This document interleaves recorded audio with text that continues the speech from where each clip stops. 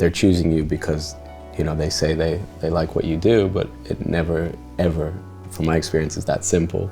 They'll say that initially, and then it'll constantly be a balancing act and oftentimes a battle. With commercial stuff, it's just like done, finished, whereas your personal stuff is like this mystical thing that you can't really force to happen. You will get people who are very much like rigid in their vision and like what they want to do, but I think the most exciting part about being a creative is like the collaborative element, for me as an art director anyway. If you're forced in a kind of more focused way, you figure out ways to be resourceful and interesting, and you know, maybe even some of those negative influences actually lead to positive things. You can't be like, yeah, I don't want to do that job, I want to focus on my work, and then not make any work.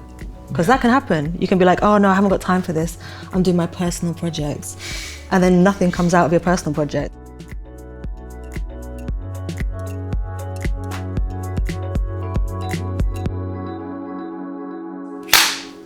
Welcome to London College of Communications Valley Talks, a series where we bring together figures from across different industries to talk about contemporary issues and creativity.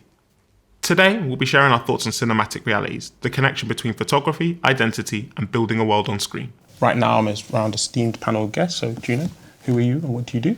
Yeah, I'm Juno Calypso and I'm an artist working with photography, film, installation. Nice. I'm Yoni Lappin. I am a filmmaker, director, bit of a photographer and writer as well. Nice. I'm Sarah-Jayne Todd, and I'm a creative director primarily working in fashion and music. Awesome. So today we're going to be discussing cinema and reality. So how you guys build your own realities, or what you see, or what your experiences into your visual work. So the first thing I wanted to ask is just about yourselves. How would you define your practice, and yeah, how would you describe what you do? So, you know, I'll come back to you again. You can come to me. That's all right. Yeah, I think I start with like artist because it allows you to not be that, I wanted to say professional, but you know what I mean? You can be a bit messy and unreliable as an artist and take your time and not be always producing consistent work. So yeah, that's me. Yeah, what about you? I think the most tangible way to describe myself as director. I mean, it's how I earn my living. So, you know, it's day to day, most of the time, that's how I see myself is you know, pitching on jobs or working on something, personal project, and juggling those two worlds together, basically. Nice. What about you? I'm a creative director and it's art direction. They cross over very nicely. A lot of people don't, I don't really know the difference between the two. And I have my own studio practice, Nice. Which has been going for like 2 years now. And yeah, it's going good. Nice. And Yoni, to pick up on your point, the way you see yourself, you said you see yourself mostly as a director. Is that important for you guys in your way you conduct your work? Like, for example, you were saying you prefer to be an artist because it allows you space to experiment. Is that important, or do tags just whatever? Does it's nothing in your mind, you just go out and create? I think it's a little important. Like, it's not the be all and end all, but it's nice to be able to say that I'm a director. I mean, it's nice to tell my parents. Because for years, you know, they would be like, when are you gonna get, you know, they'd be concerned, like, you know, because when I wasn't earning a penny from it, that to them it's a concern, because it's like, well, how are you going to function in society and look after yourself and put food on the table? But now I can say I'm a director and I earn my living doing that, and I think that's nice, to be honest. Nice. What about you, SJ? In terms of? In terms of just like, do you giving yourself? Yeah, you said you're a creative director, but do you sometimes feel like you're more of an artist than a creative director? Do you sometimes feel like you're more of a practitioner in terms of photography or just a certain discipline? Or does that matter to you? It doesn't really, and I think in the creative industry, like, everything sort of blurs across. Like, you get a lot of people who like go from being a photographer to an art director, or a photographer to a director, and you have people who kind of like naturally move and gravitate towards like different practices, like creatively from time to time. I don't know. A friend actually asked me the other day if I would do photography or like look into doing photography, and I considered it, but then it's like technically it's like such a different space, and I'd want to do a good job. So it's like this, but it's exciting. Like it is nice to kind of, when you pick up the skill set, you can kind of move from place to place wherever you kind of feel like it, which is nice. Yeah. What about you, June? It depends like what mood I'm in, who I'm talking to. Nice. It's like how much do you want to explain and how Yeah. much do you not want to talk about it. Like if you're in a family event, do you really want to talk about the ins and outs of it? Yeah. You can just be like, yeah, I'm a photographer, I'm just a this or whatever. It's just each one has the amount of questions they will ask. Yeah. And it's like, I just can't be bothered today. Do you think it changes the outcome of the work, in the sense of, for example, as a creative director, do you see the work differently if you were like a photographer? Because, for example, I'm a photographer and I'd like to class myself as a creative director. So a lot of times when I'm doing photography, I'll still be thinking of the wider perception of the work, but it's just become innate now for me. But for you, they're two very different roles. Does it change the outcome of the work, or is it still just, I'm here to just produce the best I can in whatever role? I think so. I think as well, when you're working in art direction, like it's a very collaborative thing. So you're always kind of leaning in on a photographer or a director as well. And like the way I work, I really, you know, if I collaborate with a creative on a job, I've asked to collaborate with them for a reason. Yeah. So for me, it's super important that they have full breathing space within the creative to kind of see that through as well.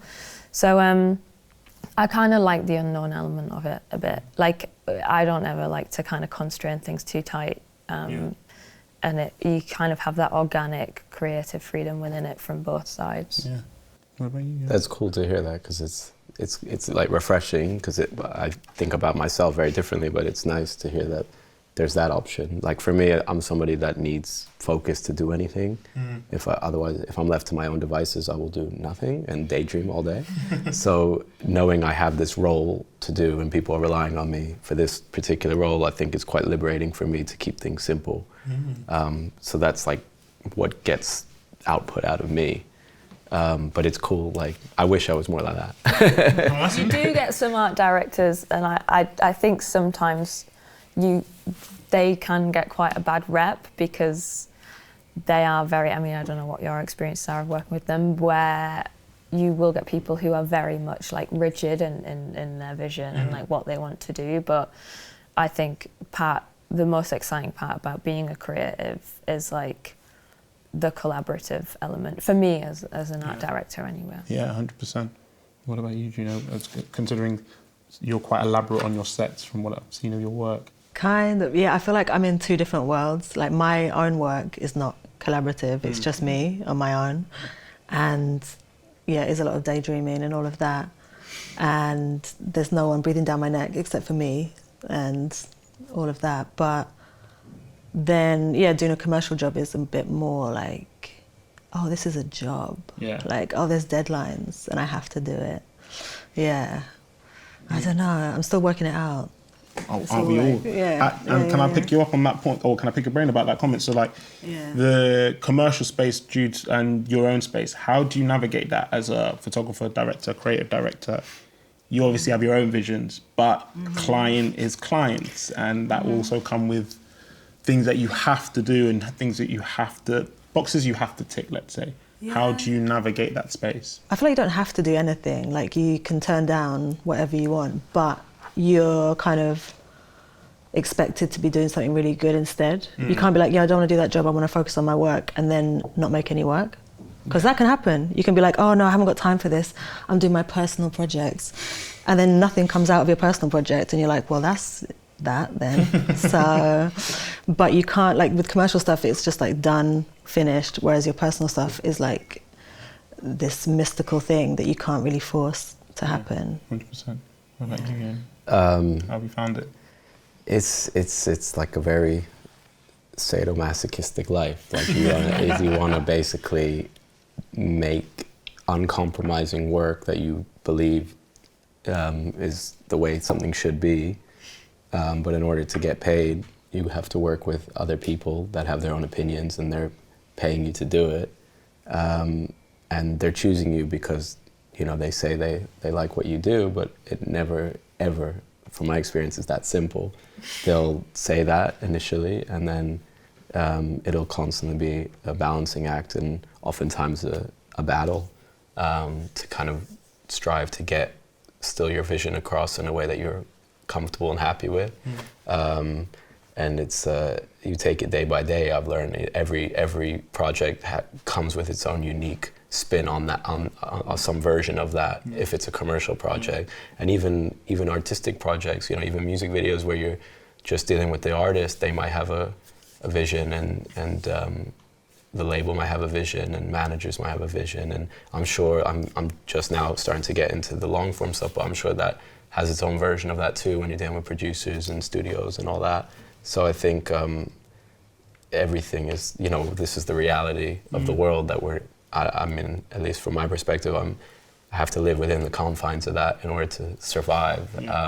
But then with that, I think forces like things that are beautiful as well. So, you know, it goes back to that being constrained thing. If you're forced in a kind of more focused way, you figure out ways to be resourceful and interesting, and, you know, maybe even some of those negative influences actually lead to positive things. Because, I don't know, I'm somebody, I think I've learned that I like to prove people wrong, or like I like to rebel. So when you say, oh, when I feel like that, it forces some of my most, you know, inspired creativity, I think. Whereas if everything's good and happy, probably not as inspired personally. Some people may be different, but for me, I think it leads to like more fire, you know? So it's a battle, but it's a fun one. Yeah, definitely. Ultimately, at the moment, it's not. But when you look back, I think I usually look back fondly on a project, even probably the most difficult ones. Yeah, you know? I agree. Yeah, you have to have that bit of, there has to be that angst. I think I'm similar to you in the way I work, is there needs to be a sense of fire there. For me to really produce my best work, I need to have, sometimes it's like I always find that sometimes I'll leave things to the last minute, but then I need my back to be against the wall to really just do it. Like sometimes. I'm exactly like that. But that's really bad, because then I'll be like, in the moment, I'll be like, why do I do this to myself every single time? Every time. Every time. I think it's all about learning like yourself. So I don't know. Yeah, I need to create those deadlines earlier, I think. But I wanted to ask you about your personal journey. So how did you get to the points of where you are today? So, Yoni, go first. To like being being a director, director photographer. What was your first steps? How did you get into it? What inspired you as well? Yeah, so I'll try and like give the least boring account of this, but just as a background, when I was growing up, I never knew exactly what I wanted to do, but there was always like a rotating thing of things that I thought, oh, I could do that, I could that, you know, when you're a kid and you're just dreaming of anything.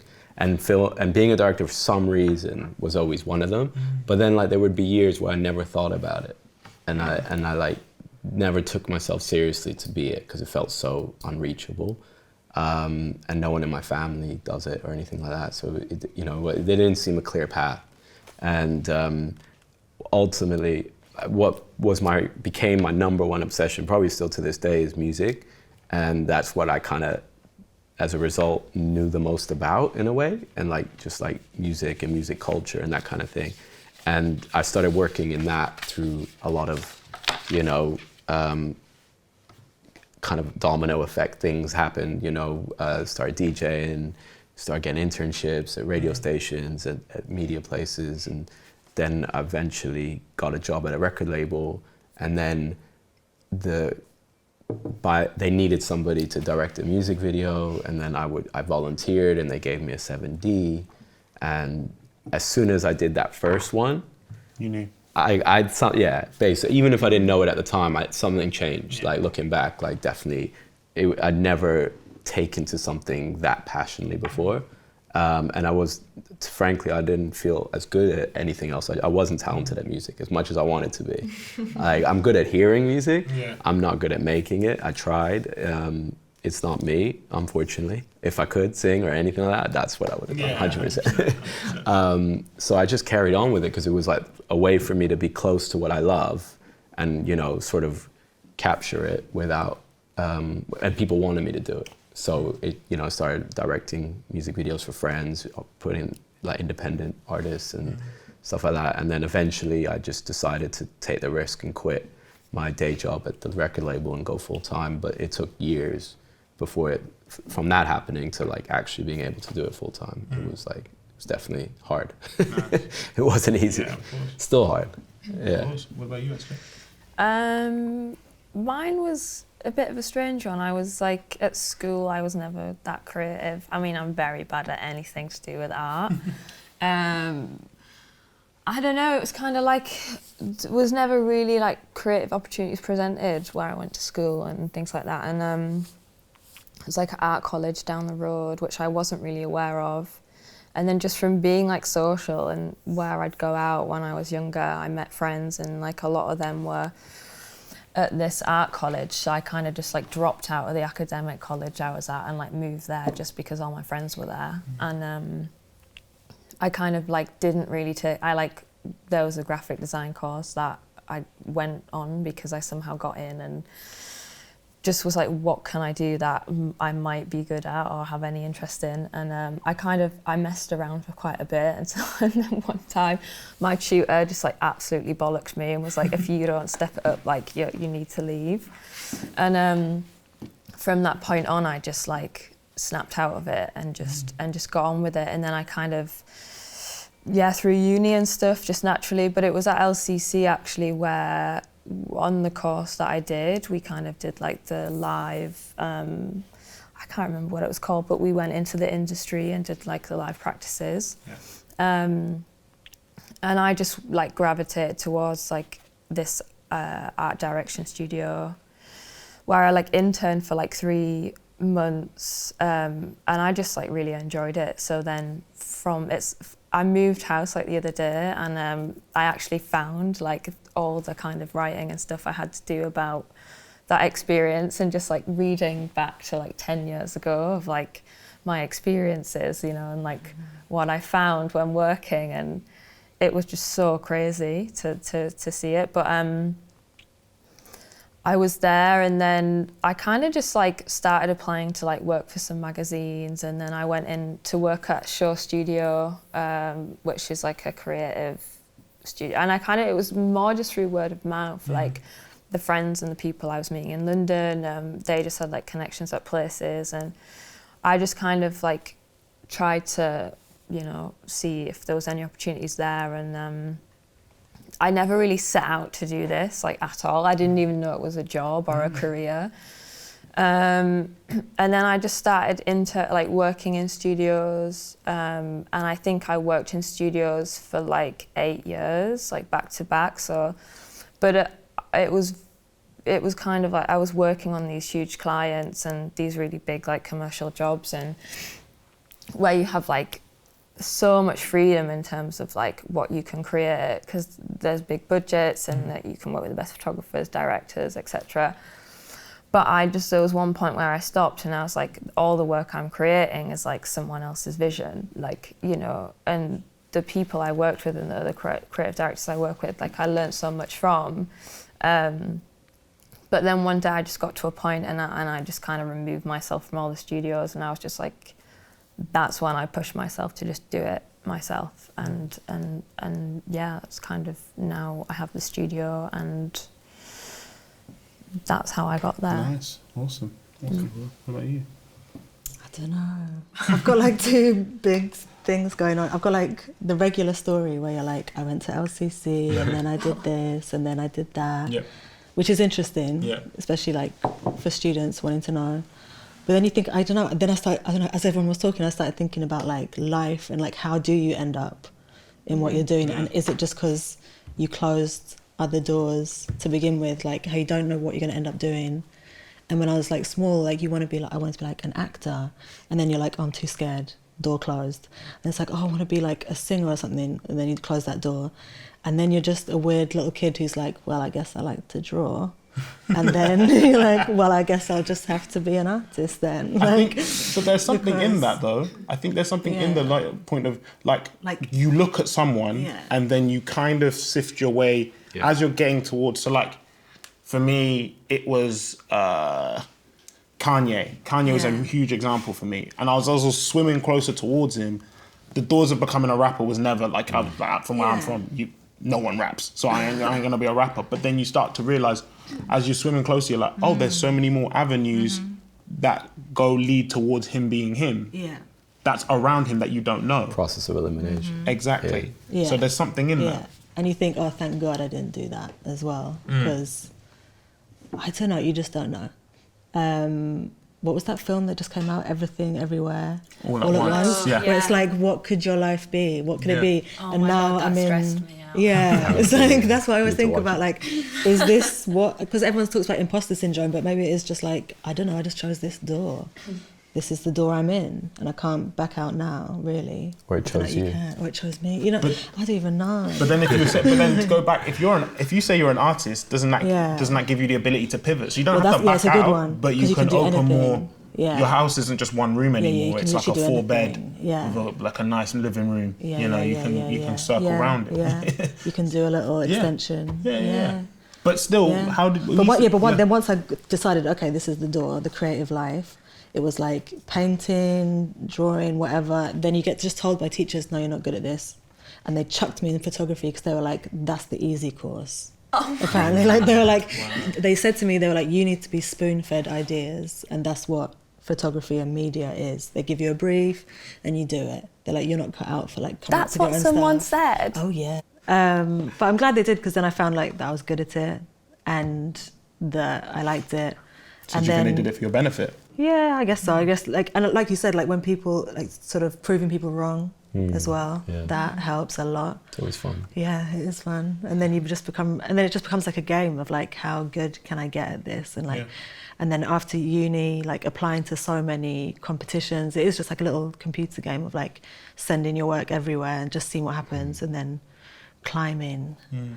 Yeah, so I think I got a lot of my success through applying to like awards and competitions and press and like just getting recognition. Nice. Yeah. Nice. And can I ask you, for the three of you, what does storytelling mean in your work? How do you like to tell a story in your work, and how do you know when you've told a good story?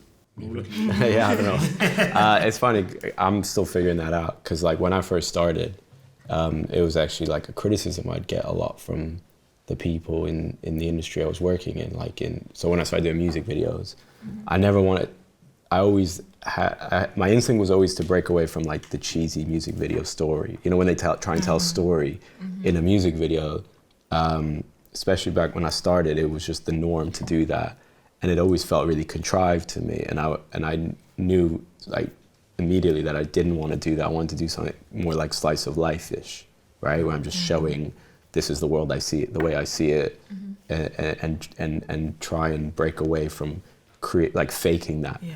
And that was always like my instinct to this day. It's still my instinct. But as a result, when it would come time to edit or something, you know, you'd have like commissioners and other editors and I don't know, just people in the industry, like that would be their criticism of my work, is like, oh, there's no story here. You know, there's no payoff, there's no story. Like, what are you really doing? Why do they want that? That was my what do they instinct. Want? And I... It's not a short film. And so I just went with my instinct. I was like, I don't want to see that. And also I felt like oftentimes when you do that, you are at odds with the music. And because I told you that music is first, number one to me, I always wanted to make something that complemented the music. And like music is so freeing, right? You can't really put your finger on it. So I wanted visuals that felt somewhat like that too. But then, like, you know, as I progressed and got other people's opinions that I respected, they would like, you know, actually be a lot more supportive about it and be like, well, you are telling a story, just not in your conventional ABC way. And so I think a story doesn't have to be one thing. If you're telling something compelling, it's a story, and the rest maybe you figure out or you find your own style and way to tell that story. But like, isn't it really boring if we all tell a story the same way, right? Sure. So I think for me, telling a story first and foremost has to come from an honest place, you know, something that feels true to you. And the rest I don't really have the answer for. No, I respect that. What about you? That's true. I'd have to agree. I'm kind of still finding my feet with that a lot. I think my studio still feels quite new, and the clients that I work with, are primarily fashion, and like one of them is like super narrative driven and likes a lot of narrative in the creatives we do, but then another one like not so much. So it's like they're like polar opposites. And then I just worked on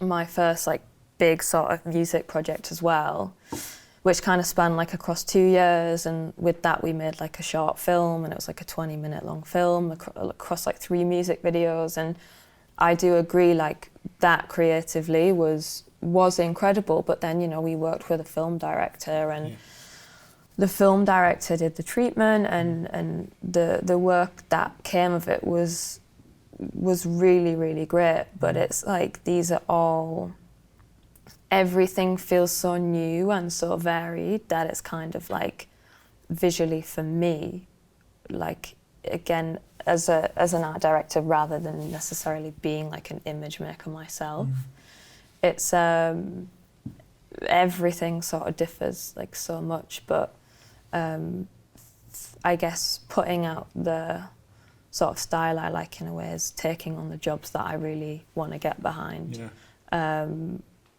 So yeah, I'm still working on what that is. Nice. What about you, Juno? How much does storytelling play in your work? I love telling a story. And like I think because I work by myself and I go on these long trips where I take the pictures like in another country for weeks, and I'm meeting weird people, and then when I get back I'm like, I can't wait to tell everyone about this. Oh my god. But then the actual pictures, they don't make sense. Like there's no story. It is just slice of life, or like a dream where it's nonsense, where it's just things, it's just hallucinations of things. But then when I found like doing talks about my work, that's when I get to tell everyone the story behind it, and people are like, oh, okay, it's not just a set you built, you actually went to this place, and I can tell them about that.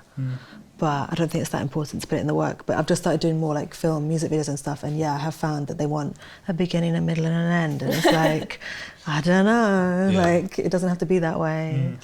And does style play a conscious part of your work?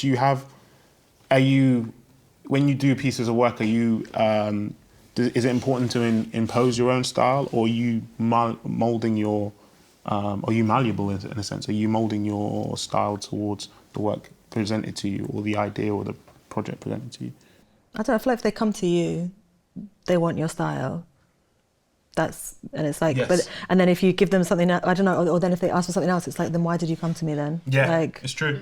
What do you want? But obviously you don't want to completely hijack your own personal style for a commercial thing that might just not, I don't know.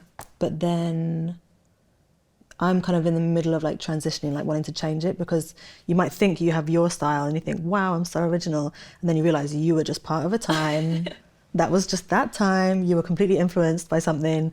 And then also everyone's doing it now. It's been diluted, and you're like, oh, I have to adapt a little bit. So yeah, Yoni, what do you think about in terms of implementing your style? And is it a conscious decision, or is it something is it unconscious? Is it a conscious decision? And how do you implement that into your own work?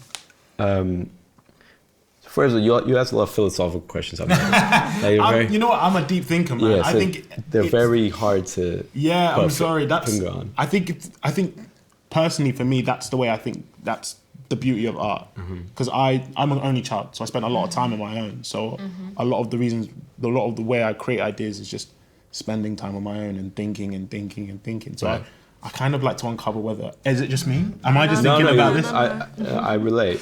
It's just hard to answer. Yeah. But I don't know. I'm trying to answer it like honestly, and the honest way I see it is that style's very important, because I don't think any of us maybe would be here if we didn't have our own style, right? Because like that's partly how you cut through other things, other people kind of. Unfortunately, we live in a pretty competitive world, and it's a blessing that we can even be here now, right? And I'm conscious as well that people are watching this and looking for advice and how to do this. So like my answer is honest, but it's also I want to try and help somebody maybe watching this that is in that position. And I think it's important to have your own style, but how you get there is there's different factors and different things happen to different people to get there. For me personally, I'm a little obsessed like with style or like a voice, like I don't want to. I'm conscious of like so much imitation and so much things that look the same or following trends, and then it's kind of a contradiction, because on one hand I'm obsessed as well by those trends. Like I'm obsessed with observing culture and where the times are at and things like that. But I'm also very keen to like capture that in an honest way, and a way that helps propel it forward. And I think the way you help propel it forward is not just copying someone else's voice, right? You have to have your own voice. And I think when you're able to understand where things are now and comment on that, but then also kind of put your own spin on it, then ultimately that's when you cut through, if that makes any sense. I don't know if it makes 100%. sense. But like, yeah, I think it's a mix of things. It's like, it's conscious of, it's being self-aware and also not being self-aware. So it's like a combination of being self-aware and instinctive. And it's like, if you're too much of one, I don't know, maybe you're a genius and you don't need to be self-aware. I don't think I am. I think I need to be self-aware up to a point. You need to see up to a certain extent what other people are doing, where things are at, and then figure out a way to put your own spin on it. I do think there's that, and I think like people I look up to do that as well. You know, they're constantly pushing it, like even if you take music for an example, like my favorite musicians are pushing boundaries, you know, like, but they're also obsessed with like what their competitors are doing, things they're doing. So yeah, but that's just my perspective. Someone else, like, you know, you're in a different space, you might just be in your own world, and you don't have to do that, and you're just, what you're putting out just happens to be, you know, the zeitgeist. Nah, I don't know. I know zeitgeist, yeah, maybe, but I don't know. I think everyone's unique, and so yeah, you just put in your own. Something, you got to make it a little bit personal, and then Definitely. Because no one is like you, everyone is unique, and then you can just, that can cut through, and then looking at other stuff, and then not looking at anything, like just yeah. Yeah, it's a hard balance. Yeah, yeah, It's a hard, yeah. Be It is a hard inspired but not imitate. Get off Instagram. But then you need Delete the Instagram, because Ah, Instagram's delete. inspired. Do you know Personally, what I did? This is what I've done. You can get this thing that downloads all your saved images. So everything you've saved, because that's what you're obviously inspired by, download them, delete the app, goodbye. Like, what else do I need it for now? Because I feel like you're just looking at other But people's then work you and want to save thinking, more. I don't want no But then more. you I've got wouldn't. about 3,000. I don't need any then- more. then I- Because also you save it thinking, one day I'll look at this, and you never look at it. Now I'm going to go through them. What about the cute duck memes I want to forward to my I'll go partner? on Reddit ducks. You know? Reddit ducks, I need to get on Reddit will that. do, you know.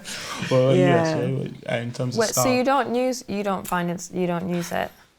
It was really useful for me for a long time. Yeah. Like, that is kind of how I got described as an Instagram artist. Right. That was stressful. That's what made you delete Which it. probably yeah, that wasn't good developed either. your love-hate relationship with it. Yeah, and then it just changed a bit. I feel like now it's just stressful to use, and it's just not where we should be getting our inspiration from. I feel like there's so many other references What out is there. the role like- of socials now for a photographer, filmmaker? Because personally, I've had my own battles with it. Like, I've come off it. To be honest, at the start of the year, I came completely off it. It was the most detrimental thing personally. And now I'm back on, but it's actually a much more healthier relationship where my time is a lot less. And I can dip in and out. And actually my feed, even though my algorithm's reading me and they're listening to me, and Tim Cook is probably listening to this right now, like, oh, Tim's gonna like this. It's a lot more personalized, I find it, on all my social platforms, which is actually probably the best I've found, where I can just come in, tap in for like a couple minutes, get what I need and go. And I'm not really looking there for inspo, actually. It's more just if I want inspo, I'm going to different places, because I feel like while I'm just looking at where everyone else is looking. But I'd love to hear your thoughts especially for young filmmakers coming up. There's some great profiles, like What's Culture is an amazing profile that I follow that gives you these bite-sized informations about different artists, different periods, different times. But also you can get caught up in looking at everything at the same damn time, and it just doesn't help your work grow. So I'd like to know what your thoughts are. Yeah, for me, I mean, I use it. I'm aware of like what other like art directors and people in the creative industry are doing on it, but I don't get stuck on it. Like, I don't look at, you know, I kind of keep my own practice very much to like what I want to put out and what I want to be doing. And in terms of for like inspiration or where I find that. It's more like in films and magazines and in photography books. Like, I don't go to Instagram as a place to be inspired by. I don't find it that inspiring. Like, and as in like what I do and kind of the brands that I work with, I feel like I need to stay up to date with what other brands are doing in terms of like how successful their things are landing and like what other creatives they're working with. But and for me now, it's like around the whole culture of like influencers, like that bleeds more and more from there into even things I do, like when we are casting or when we're looking at talent to feature in campaigns, or it's like, but how many Instagram followers do they have? And if it's not a relevant amount, then like they're just cast aside, That's why I've lost so many jobs. You don't have enough, you don't have a big enough Instagram following. But yeah. What about you guys? It is what it is. Told you, download the saves and, I hear that. And just get out. For a bit. I haven't deleted it, but just, I get it. Just off the phone. You know when you look at your screen time and you're like, oh, come on. Yeah. Like, this is mad. I think, it's funny. I mean, for me personally, I feel like I get more inspired by life and just speaking to my friends and actually just having a good gist of what's going on in your own head and what's going on around you. I think there's enough, in going on that you can take from that, and then you can add like little bits from tips and tricks from Insta. So I think we all are aware and agree on how toxic social media can be, and especially when you're in a bad place, if you're in a bad mood or things aren't going well in your actual life, and then you're on Instagram, it can be like a vicious cycle where you're seeing other people, because it's designed to show off, right? And that's definitely a big problem, and I think it's also like we're at like the infancy of social media, so we're still figuring out what's a healthy amount and trying to juggle that and all of that, and it's just overwhelming and it's not natural and all that. But I'd be lying if I said I didn't get a lot of my inspiration from Instagram. Even the negative stuff, like you mentioned influencers and things like that, me just observing that is like a portal into like a reflection of where we are in like the world right now, and that inspires me, like not because it's good, but just because it's like the reality. It's like to me, like social media has, whether we like it or not, and I doubt many of us like it, but it has become real life, I think.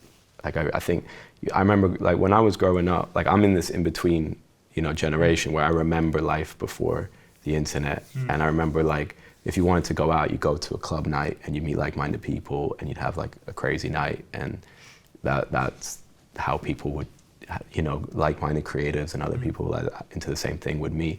And now like those are getting fewer and fewer, and a lot of that's happening on social media in a different way. And I just think like there's no point of like pretending that's not like the way the world's moving, because I just think it's undeniable.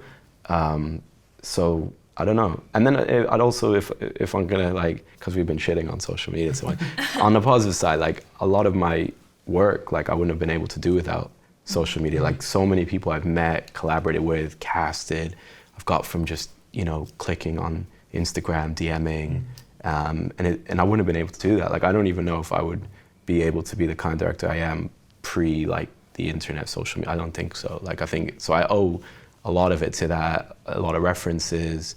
I get to see how somebody lives in a totally different city across the world, and like sometimes I remember like seeing someone on a train in China or something, and like the image just like gave me inspiration for a treatment, and it was a totally random person. I had like 100 followers, like no one, but like it just triggered something that gave me inspiration. So I don't know. I think it's finding ways of making it work for you, and it's different for everyone. I have friends who got off the app and became way more productive, and that's great. That's beautiful, right? So it's like whatever works for you. I think you shouldn't feel bad either way. Basically, whatever. If it's not making you feel good, then there's your answer. But if you're getting something out of it, there you go. Yeah, I love that.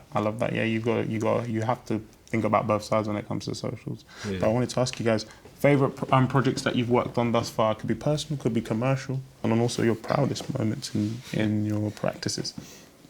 In life or in like work? Yeah, it could be. Well, I'd like to hear about work, but if in life as well, like if it coincides, I'd like to hear it.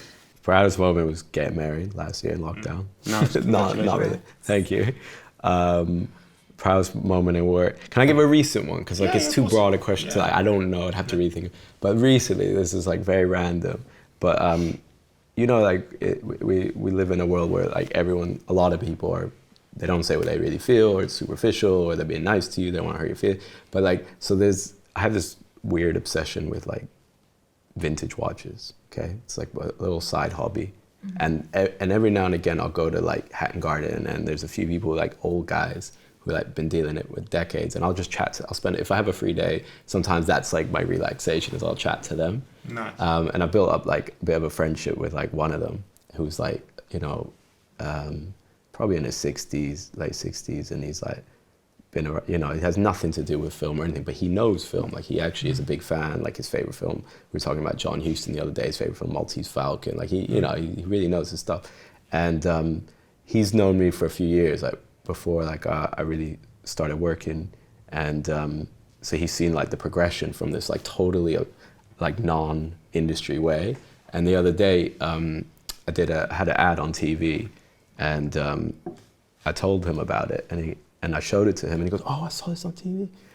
And I remember thinking, that's good. That's good. Like, you know, that's like, you know, most ads, fucking shit. But I remember thinking, that was good. And then he goes to me, he looks at me, and this guy, by the way, he is yelling at me. Every time I see him, he's just like going off on tangents, yelling at me, saying how I don't know anything. That's like our relationship. So he's constantly laying into me, and so he's not a guy who compliments unless he means it. And he's like, "You cracked it, mate. You cracked it." And that meant more to me than like, you know, anyone in the industry, like, because like you never know whether someone's just like blowing smoke or they mean it. And with him, it's like I know 100% that he meant it. So like that made me feel. It put me in a good mood for the rest of the day. You know I like that. That's nice. That's a wholesome one. What was the ad? Sports Direct for Women's Euros. What about you, SJ? Proudest moment, or is there two questions? So we're going proudest moment, and then I'll come round to... Okay, right. God, I don't know. I feel like I never stopped to even think about it. I feel like, I mean, this is a pretty basic one, but just getting my first job when I set up my studio, I think it's like such a big leap going from like being paid on a good salary to like then just being like, no, I'm going to stop this. Because I came out of being very much a full-time like creative director for a long time to then, and living in London and like having that jump from going from having to live and survive and then coming out of that and just being like, okay, I'm going to start again. But as me, I think like getting my first commercial job through was a good, I was like, okay, I'm fine. Yeah, I think it's like those early ones that feel the proudest. Yeah. Like the earlier it is, the more impactful it is. Yeah. Like even just being at LCC and like going from like the worst in the class, like the worst. Like they all got together to tell me how much they hated me. Like they took me into another room. What? Yeah. Were the teachers? Oh yeah. They had a hard time. But then I turned it around. No, they took me, it was like it was like just before Christmas break, and they were telling us our grades, and they were like, look, we've worked here for like 20 years, and you know, we've never agreed. When we go around marking the work, we never agree. Wow. But we actually all agreed for the first time that we hated it. And I was like... That's crazy. That's quite something you either hate or love, then something in the middle though, right? No, I wasn't like, I was not happy. Like it was not good at all. It wasn't like, I was devastated. And then, because I tried really hard, but I just wasn't trying in the right way. And then I came back from that and then ended up getting like the highest grade in the final year and like won all the prize. Like just like I came back from it in a big way. So they changed their mind, the actual same people? Well, my work changed and that changed their mind. They were like, oh, you actually did try this time. Like this work isn't embarrassing anymore. So you actually think that they were right? Yeah. Oh, yeah. Oh, it was terrible. The work I was making, it was so bad. It was so bad. I literally, in that corridor up there, I had a picture of like a girl with her legs open with like strawberry yogurt coming out of her pants. And I thought that was so cool. This was like 2009. So, you know, I thought it was like oh, it's crazy. Like, what I'm doing is so, like, risque. And they were like, no, it's not. It's just stupid. And I was like, okay, yeah, I am just 19. Like, it's 2009, you know. And then I just... What was the making of you, clearly? Yeah, you know. So you think the tough love worked then? Oh, yeah. I needed to be told. Like, Tough you need to love be is shamed good. out of Tough some love bad is good, work. I think. Yeah. If they know what they're talking about. Yeah. Yeah, I respected their opinion, kind Even of. if they don't, you know, because sometimes I find, like, if I'm working on a video, I'll send it to a friend of mine who's not in the creative industry at all. Yeah. Just because they're the people that are going to watch it. They're the people that are going to live with it, experience it. And hopefully they're the people that's going to influence them just to even just shift their angle by a degree. Yeah. So it's interesting to sometimes get an opinion that's like, because sometimes you can, okay, this rubbish.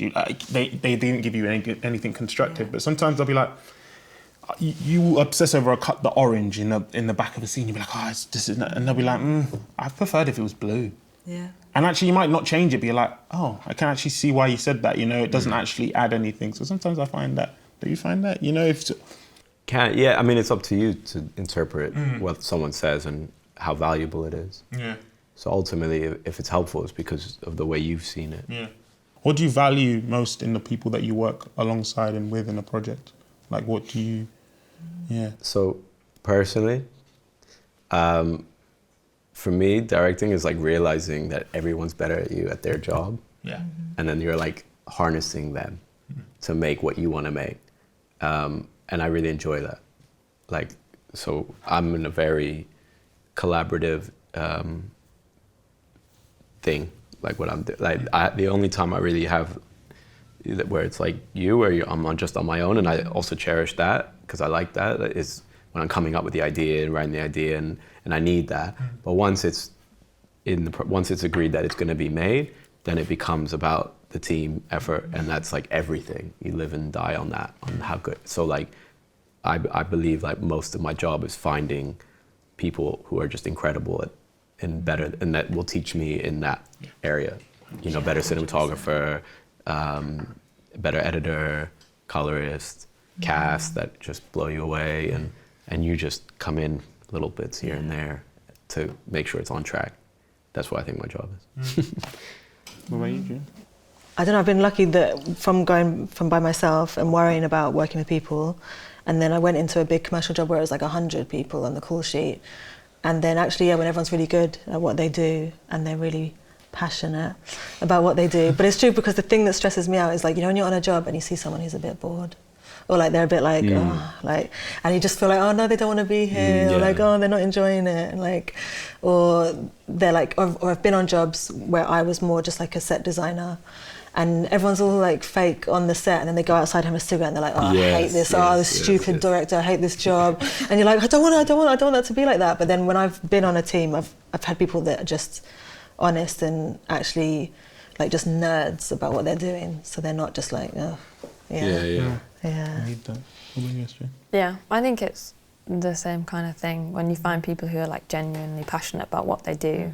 But for me, like finding someone who's also very good at what they do and they're not sort of just winging it is, I think that's when it's good, because it makes your life a lot easier as well, and the job a lot more pleasant. Definitely.